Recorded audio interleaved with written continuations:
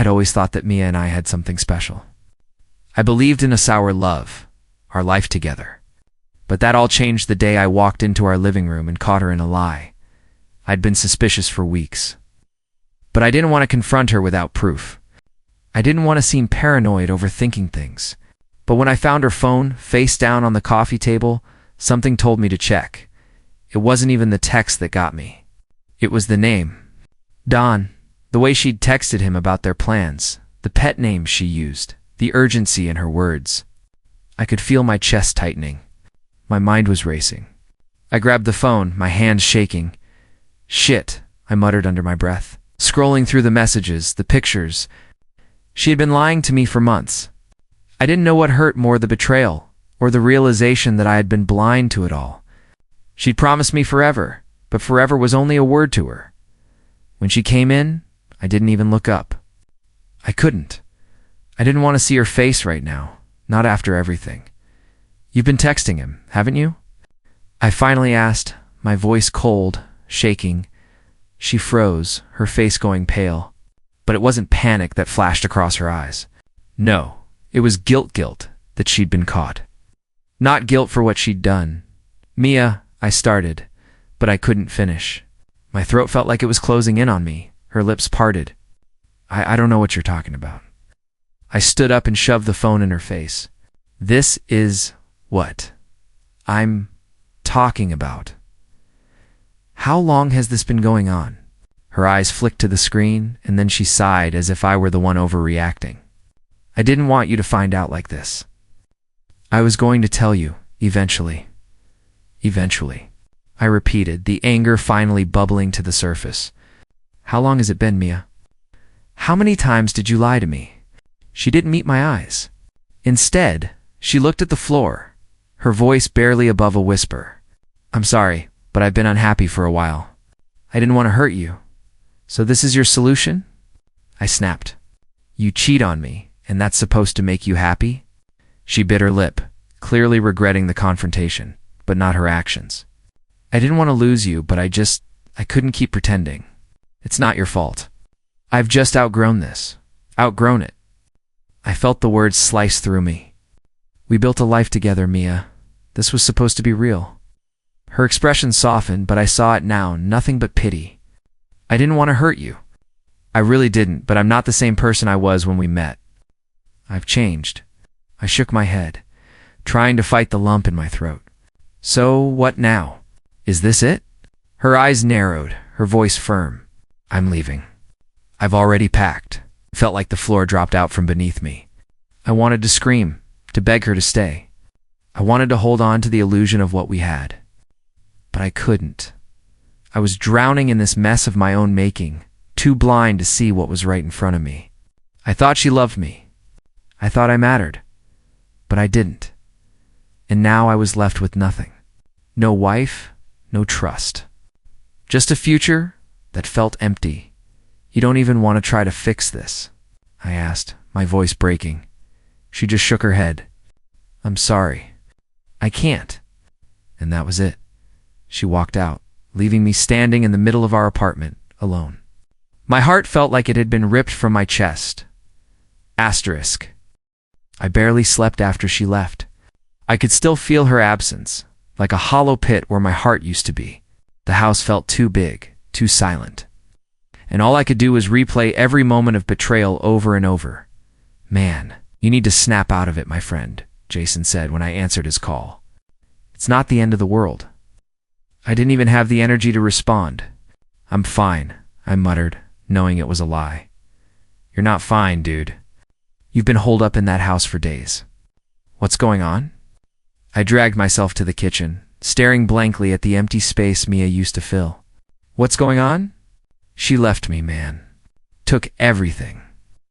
Jason was silent for a moment, and then I heard him sigh. You need to get out. Come out tonight. We'll hit the bar. You'll feel better. I don't feel better. I feel like my whole life just ended. Everything we built, gone. I get it. But hiding away in your misery won't bring her back. You're better than this. I slammed my hand against the counter, anger boiling up again. Don't tell me how to feel. You don't get it. She left me with nothing. She just walked out on me like it didn't matter. Jason hesitated, but finally he said, "I know it sucks, but you can't keep living like this. Mia's not worth losing yourself over." I hung up, not wanting to hear any more of it. The silence that followed felt worse than before. I went to the living room, sinking into the couch. My eyes fell on the photo of us from last summer, our wedding anniversary. She looked so happy, so in love. I couldn't even look at it for more than a second before I had to turn it face down. "Damn it," I muttered, running my hands through my hair. How could I have been so blind? It wasn't long before I found myself back in the bottle. Whiskey, beer, anything that would dull the pain, if only for a moment. Each drink numbed me further, and I hated myself for it. But I couldn't stop. The days blurred together, and soon I stopped picking up the phone. I stopped going to work. I stopped doing everything. Mia's absence consumed me, and all I could do was wallow in my own misery. Then, one night I sat in the darkness of my bedroom, staring at the ceiling. Something inside me stirred, like a faint glimmer of light in the middle of all the darkness. "I can't keep doing this," I whispered to myself. It was a struggle, but the anger, the pain, it was suffocating me. I realized I had two choices: keep spiraling, or get up and take control of my life again. I thought of Mia. Her betrayal still stung. But maybe, just maybe, this could be my chance. I wasn't sure where to start, but I knew I couldn't stay here forever. I wasn't going to let her let this define who I was. I didn't deserve to feel like this forever, but it would take time. I wasn't stupid enough to think I could just bounce back. I'd been blindsided, and it would take work to heal. But I was done drowning in this pain. I grabbed my phone and called Jason. "All right, I'm in," I said when he picked up. "Let's go out tonight." "Hell yeah." That's what I wanted to hear. I hung up, feeling a small surge of something I hadn't felt in days. Hope. It was weak, fragile, but it was there. Mia had torn apart the life I thought I'd have. But now it was up to me to rebuild. The reckoning had come. Though it hurt more than I could ever explain, I wasn't going to let it break me. Not again. I stared at the ceiling, the weight of my thoughts heavy in the air. It felt like the world was crushing down on me, and every minute that passed without change only dug me deeper.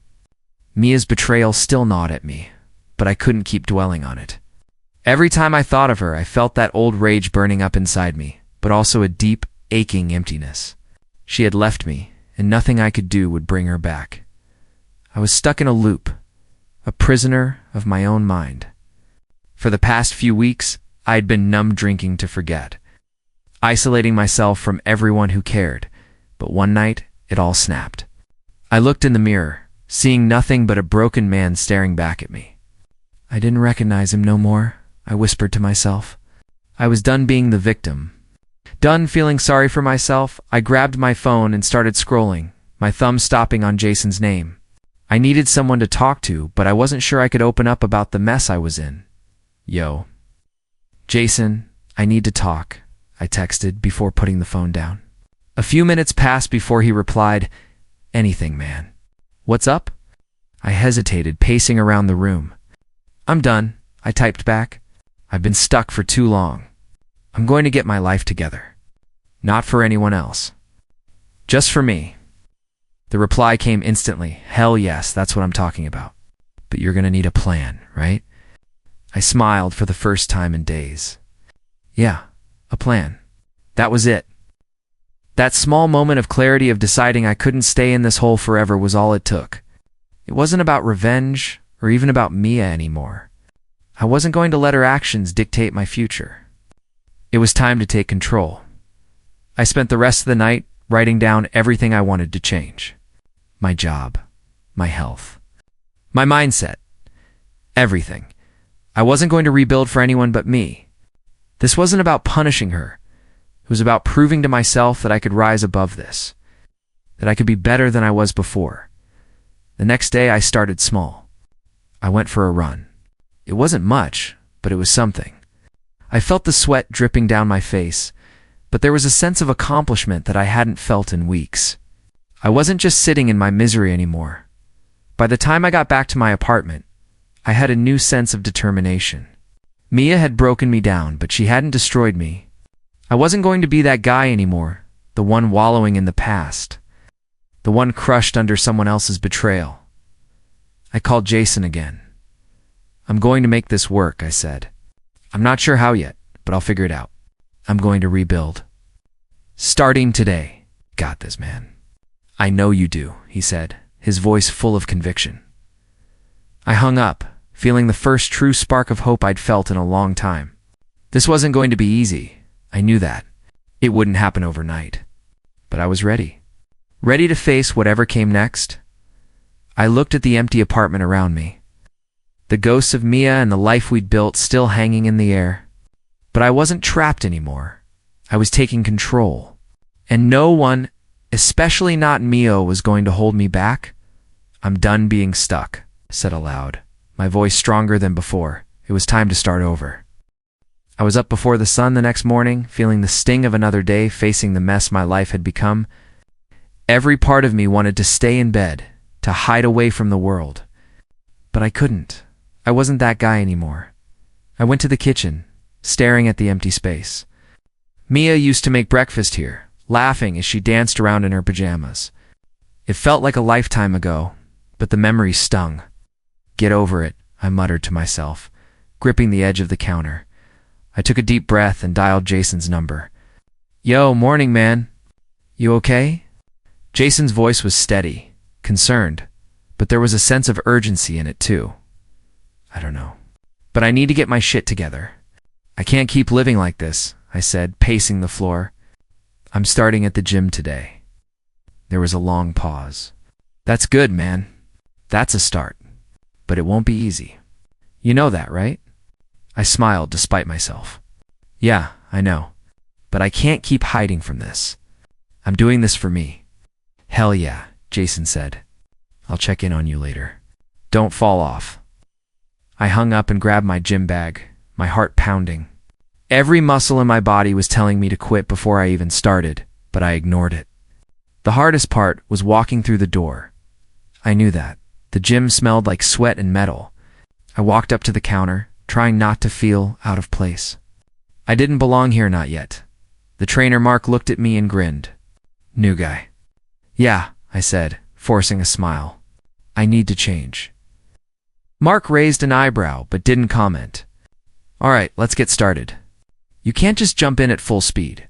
Start slow." I spent the next hour pushing myself through a workout I felt completely unprepared for. Every movement felt like it was grinding against me, making me question if this was even worth it. But when I was done, I felt something I hadn't felt in a long time, a sense of accomplishment, no matter how small. "Good job, man," Mark said, clapping me on the back. "You pushed through, even when you didn't want to." "Thanks," I said, barely able to catch my breath. I wasn't sure I could do it. Most people think that at first. Keep at it. I left the gym feeling like I'd just won a battle. It was stupid, but I felt like I had a small victory in the fight to rebuild my life. The next few days weren't easy. I struggled to stay consistent. I woke up tired, my muscles sore from the workout, and doubts crept in. Was I really cut out for this? I didn't have the answer, but I kept going. Slowly, I started seeing small changes. I started taking care of my body.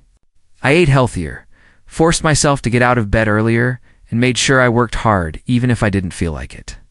But it wasn't just my body that needed fixing. My mind was just as broken. One night as I sat alone in my apartment, I got a message from one of my old friends, Mark. We hadn't talked much since Mia left. "Hey man, you doing all right?" His message read. I stared at the phone, torn. We'd been friends for years, but after Mia's betrayal, it felt like everyone who'd ever been close to me had just faded away.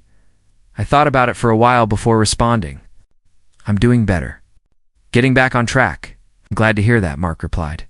"You know, I've been thinking Mia wasn't the only one who was wrong. I didn't show up for you when you needed me. I'm sorry for that." The words stung. Not because of what he said, but because I'd spent so much time thinking that I was the only one left behind in this mess. "You don't need to apologize," I typed back. "I've got to deal with it. No one else can fix this. But you're not alone, he responded. It wasn't much, but it was a small reminder that not everyone had left me behind. Slowly, I was starting to see the people who were still in my corner. It wasn't easy. It never was. But for the first time in weeks, I felt like I was finally moving forward. I wasn't who I used to be, and that was okay. Maybe I didn't have all the answers. But I knew this much. I wasn't going to let my past define me.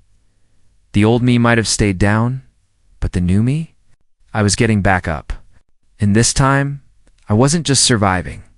I was fighting. I was starting to feel like myself again, stronger, more focused. Every morning I pushed myself to do better. The gym, my work, and even small moments of self-care, they all started adding up. The whole Mia left in my life was still there, but it wasn't consuming me anymore. Then the call came. I saw her name on the screen, and for a second, I thought about ignoring it. Let it go. I didn't know her anything, but my thumb hovered over the decline button. Curiosity tugged at me, the nagging voice telling me, what if this is the last time? So I answered. Mia, I said, my voice neutral, maybe even a little cold. Hey, can we talk?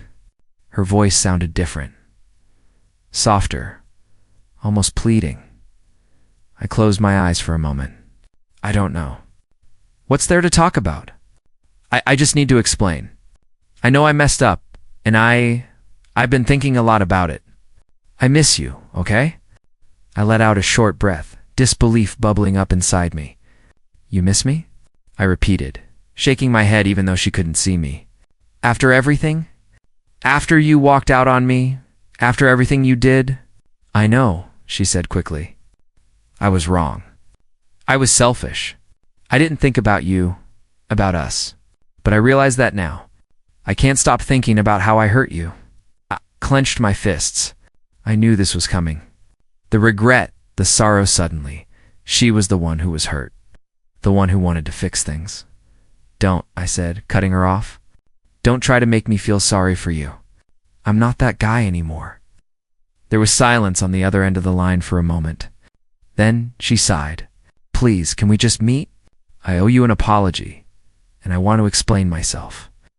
I felt the familiar pelfa, one that had made me listen to her before, the one that made me believe her lies.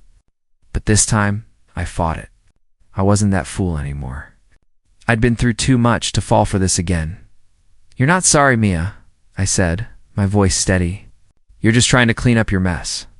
You don't get to fix things now, not after what you did. I know I don't deserve your forgiveness. I don't expect it right now, but I need to see you. Please, she pressed. I thought about it. I really did. Part of me wanted closure. Part of me wanted to see her, to hear the apology I thought I'd never get. But another part of me, the better part, knew better.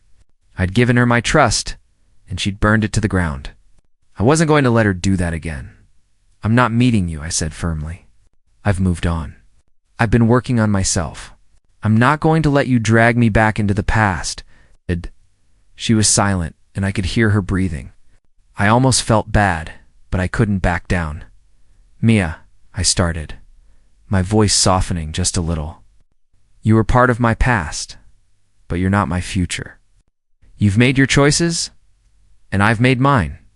I'm not looking back. Could almost hear her shaking her head on the other end. I'm so sorry. I never meant for things to end like this. I know you didn't, I replied, but the bitterness was creeping in again. But it's too late for apologies. You don't get to walk back into my life whenever you feel like it. Her voice broke, but I didn't waver. I'm done, Mia, I said, the finality in my tone undeniable. I hope you figure things out, but I'm not the one you get to fix anymore. I hung up before she could say anything else. The silence that followed felt heavy, like I had just closed the door on a chapter I didn't want to reopen. I leaned back in my chair, my heart racing. For a split second, I had almost doubted myself. Had I done the right thing? But then I remembered where I was, now how far I'd come. Mia was still trying to control the situation, even after everything. I didn't need her to apologize. I didn't need her to validate my pain or tell me how sorry she was. I was done looking for her approval. I'd learned to move forward without her. And I was finally at peace with that. The old me might have walked back into her trap. But the new me, I was stronger. I was moving on. And I wasn't going to let her pull me back into the darkness. It was over. For good. I woke up to the sound of my alarm buzzing in my ear. Normally I would have hit snooze and drifted back into the comfort of sleep. But today I didn't. Today I was on a mission. I quickly threw on some clothes, grabbed a coffee on my way out, and headed straight to the office. The grind had become my new rhythm. I couldn't afford to miss a beat. "You're here early," Jason said when he saw me walk in. He had been one of the few people who had supported me through the worst of it. "Got to get ahead of the game," I said, giving him a quick grin. "Got a lot of things in the works." He raised an eyebrow. "I see that. You've been killing it lately. What's next?" I shrugged, just focusing on making sure everything falls into place. "I've got a few new projects I'm excited about." I like the sound of that. "You're really turning things around, man." I nodded, my mind already shifting to the ideas that had been keeping me awake at night. Ideas that felt like they could actually make something out of this mess. I'd been living in. The rest of the day went by in a blur of emails, meetings, and brainstorming sessions. Each moment felt like a step closer to the person I was meant to be: confident, driven, and fully in control of my own fate. For the first time in months, I felt like I was finally on the right path. By the end of the week, I had landed a new client. It wasn't just a small win. This was big. I felt a surge of energy as I called Jason to let him know. "Dude, I did it," I said, barely able to keep the excitement out of my voice. "I closed the deal. It's going to take this whole project to the next level." "No way." "That's awesome, man," Jason said, his voice full of pride. "I knew you'd pull it off. You've been putting in the work. I feel like I'm on fire right now. I just needed to focus, you know? I've been distracted for too long." "I get it. But you're back." "I can see it. You're not the same guy you were a few months ago." I smiled at that because it was true. I wasn't, and I wasn't planning on going back to the way I was before. The next few months were a whirlwind. The business picked up. I started working on more high-profile projects, meeting people who respected me for my skills, my vision, and my work ethic. My confidence soared. I wasn't just the guy who got dumped and lost everything. I was the guy who turned his life around. One afternoon, I sat in a meeting with a potential investor. They were interested in partnering with me on an even bigger project, one that could change the direction of my career. As I spoke about the project, my words came easy, flowing with the same conviction I'd been searching for. "You've got something here," the investor said, his eyes focused. "This could be huge. You've really built something out of nothing." "Thanks," I said, nodding. "But it's not just me. I've got a team behind me that's been helping make this happen." It was the truth. I had started to surround myself with people who valued me, who saw my potential even when I couldn't see it myself. They'd help me get to where I was. And for the first time in a long time, I felt like I wasn't alone in this. As the meeting ended, I realized how far I'd come. Not just professionally, but emotionally. I wasn't just surviving anymore. I was thriving. The next day, I ran into Mark at a coffee shop. He had been one of the first people to check in on me after everything with Mia happened. "You look different," Manny said, giving me a once-over. "Like you've found your groove." "I have," I said, smiling for the first time in a while. "It's been a hell of a ride, but I think I'm finally figuring it out." He grinned back. "I always knew you would. You've got that drive. It was only a matter of time before you found your way." I felt a rush of pride at his words, and as I walked away from the conversation, I knew that I had finally become the person I had always wanted to be. The past was still there, but it didn't define me anymore. I was the one in control. And the best part, I wasn't doing it for revenge. I was doing it for me. I wasn't just a man broken by betrayal. I was a force to be reckoned with. I was sitting at my desk when I got the call.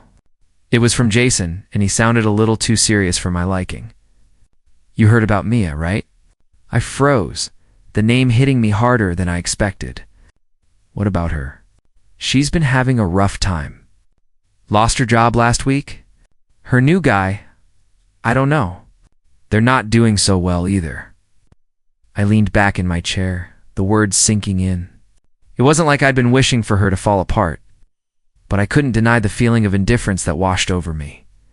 Damn, I muttered, my hand gripping the edge of my desk. I guess that's what happens when you burn all your bridges. Jason was quiet for a moment before he spoke again. You're not going to feel bad for her? No, I said, shaking my head, though I wasn't sure why I felt so calm about it. I've let that go. I'm not looking for some kind of karma to make me feel better. I've moved on. Man, I'm proud of you, Jason said, and I could hear the sincerity in his voice. You've really turned things around. I didn't answer right away. I wasn't sure how to respond. A part of me expected to feel vindicated. Maybe I should feel some kind of satisfaction that the woman who had ripped my life apart was getting a taste of her own medicine. But I didn't. Honestly, I said slowly, I feel nothing. No anger, no satisfaction. I've realized it's not my place to care about what happens to her anymore. Jason was quiet again, probably processing what I'd said. Finally, he spoke. You really have changed, huh? I mean, I remember when you'd have gone off on her. You're different now.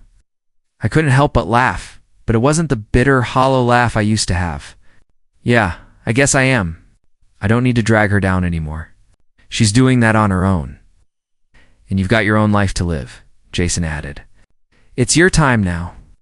I nodded, even though he couldn't see me. Exactly. I can't keep holding on to her mistakes. I've got enough of my own to focus on. The call ended shortly after that, but I couldn't stop thinking about what Jason had said. I'd been so caught up in Mia's betrayal for so long. It had consumed me, eaten me alive until there was nothing left but resentment. But now, I had let that go. She was no longer the anchor dragging me down. I leaned back in my chair, staring out the window. I wasn't the same person who had been devastated by her lies. I wasn't angry anymore. Not at her, and not at myself.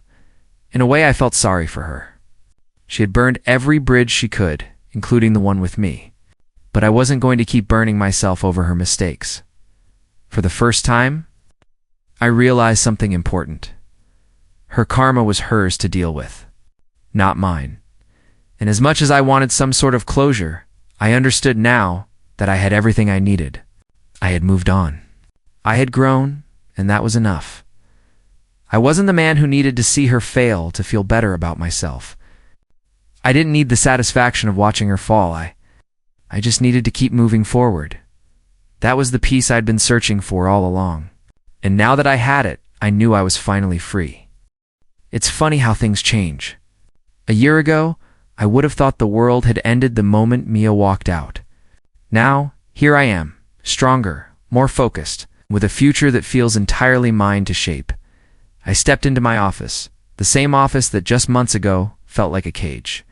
The air felt different now, full of possibility. I glanced around, taking in the achievements that had come from nothing. My name was on the door. My projects were taking off. And none of it, absolutely none of it, had anything to do with Mia looking good. Man, Jason said, walking into the office with a smile. I grinned back. I feel good. Better than I ever have. I can see it, he said, tossing a file on my desk. This is all you, man. You're running things now? Yeah, and it feels right, I said, leaning back in my chair, soaking it all in. For the first time, I'm exactly where I need to be. Jason gave me a look, as if he knew something more. And Mia? I gotta ask, how's she doing? Last time I heard, things weren't going so well. I didn't even flinch. I don't care. I really don't. His eyes widened slightly, but he nodded. You've really moved on, huh? I have, I said. I'm not the guy who needs her apology anymore. I'm not defined by her mistakes. I've created something that's all mine. I don't need her approval, or anyone's for that matter. Jason's smile widened. Hell yeah, that's what I'm talking about. You've earned this. I looked out the window, the city stretching out before me. There was no part of me that wanted to go back. No part of me that wished for Mia's regret or for her to come crawling back. I had let go, and that was the greatest gift I could have given myself. I'm done with the past, I said quietly, almost to myself. Mia can do whatever she wants. She's not my concern anymore. I'm focusing on me. On my future? Jason slapped me on the back hard. You got that right, man. You're a force now. I can't believe how far you've come. The truth was, I couldn't either. I'd spent so much time letting Mia's actions define me, letting her betrayal haunt me, and now I was the one in control. I had rebuilt myself from the ground up, piece by piece, and every step forward had been mine to take. I thought back to those dark days when all I wanted was for everything to go back to the way it was. For Mia to love me again. That man was gone. The man sitting here now didn't need any of that. I had self-respect, something I hadn't even realized I was missing, and I had peace. True peace. Jason left to catch up on some work, and I sat alone for a moment, absorbing the stillness of my office. There was no emptiness in me anymore, no longing, no anger, just contentment. I grabbed my phone, scrolling through some emails, but a text from Mia caught my eye. I hadn't heard from her in months, and the notification felt almost surreal. Can we talk? I've been thinking about everything. I realize now how much I hurt you. I stared at the message for a long moment, my fingers hovering over the screen. I thought about everything she'd put me through. I thought about the man I used to be, desperate for her love, begging for answers. But I wasn't that man anymore. I didn't need closure from her. I didn't need her apology. I deleted the message. Just like that, I was done. For the first time in my life, I felt completely free. Mia's absence wasn't something to mourn, it was something to celebrate. I had created a future that was mine, and that was more than I could have ever dreamed of. I sat back, feeling the weight lift off my shoulders. I wasn't just surviving anymore. I was thriving, and that was all I needed. Asterisk. I didn't expect to see Mia again. Honestly, I wasn't sure how I'd feel if I did. But there she was, standing across the street, her familiar figure almost unrecognizable in the crowd. My heart didn't skip a beat like I thought it would. In fact, it barely registered at all. I had been walking home from the office, minding my own business when I saw her. For a moment, I hesitated. But then, I realized it was just another part of my past, nothing more. I crossed the street, approaching her with a calmness I hadn't known I was capable of. Mia, said, my voice even. She looked up, startled, her eyes wide as if she couldn't believe it. You're here. I am, I replied, not bothering to sugarcoat it. I didn't think I'd run into you. There was a long silence before she spoke again, her voice shaky. I don't know how to start. I owe you an apology. I made a huge mistake. I stared at her, seeing the guilt in her eyes. But it didn't move me the way it would have before. It didn't twist my stomach or make me second-guess anything. I don't need an apology, Mia, I said, shaking my head. I don't need anything from you. Her face fell, but she nodded, as if she had expected this. I know. I can't fix what I did. I hurt you, and I've regretted it every day. I thought I could just walk away, but I was wrong. I didn't realize how much You didn't realize, I interrupted, raising an eyebrow. No, you did. You knew exactly what you were doing. I was just too blind to see it at the time. She winced, but didn't argue. Instead, she looked at me, searching my face as if looking for some trace of the man I used to be. The man she had left behind. I'm sorry, she whispered again. I never wanted to hurt you. I was just lost.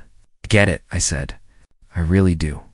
But you don't owe me that apology anymore. Let the silence settle between us for a moment. The old me might have begged for answers, might have pleaded for her to understand the damage she'd done. But I wasn't that person anymore. You've taught me a lot, I said, finally breaking the silence. About myself. About what I deserve. And for that, I thank you. Her eyes filled with tears, but I didn't feel the need to comfort her. I had no place in her life anymore.